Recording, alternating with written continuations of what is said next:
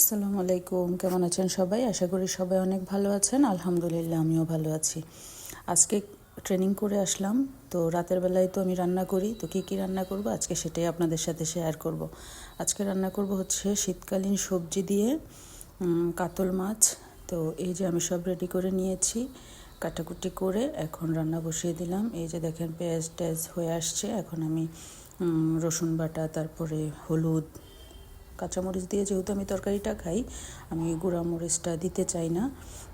তো হলুদ টলুদ সব দিয়ে দিলাম, লবণ। তো এটা কষানি হয়ে আসলেই তারপরে আমি তরকারিটা দিয়ে দিব আর কি। এভাবে রান্না করে দেখবেন কেমন লাগে। এই যে এখন এই মশলাটা কষে আসলে, এই যে দেখেন আমার মশলাটা কষে গেছে। এখন আমি তরকারি দিয়ে দেব। তো তরকারিটার পাশাপাশি আমি ভাজির জন্য দিয়েছি, তেল দিয়েছি। ভাজি করব হচ্ছে বরবটি আর আলু দিয়ে। এই যে আমি তরকারির মধ্যে সিমের তরকারি সবজি দিয়ে দিলাম। সিম, আলু, তারপরে মূলা সব একসাথে করে দিয়েছি। এখন এটা কষানো হলে তারপরে পানি দিব আর কি। আর ওই দিক দিয়ে দেখেন ভাজির জন্য তেলটা দিয়ে দিয়েছি। তো ওটাও সাথে সাথে রান্না করে ফেলবো। আসলে একসাথে না করলে হয় কি, দেরি হয়ে যায়। তো এই যে এটার পাশাপাশি এটা ঢেকে দিয়ে এখন ভাজিটার প্রসেসিং করব। পেঁয়াজটা লাল হয়ে আসছে, এখন ভাজিটা দিয়ে দিব আর কি। তো এই তো আমার তরকারি হতে থাক, এখন আমি একটু অন্য কাজ করি। তো এই যে দেখেন হয়ে আসছে আমার তরকারি। আসলে রাতে আসলে যদি কাজ না আগায় রাখি, সকালবেলা আসলে পারি না আর কি ম্যানেজ করতে, দেরি হয়ে যায়।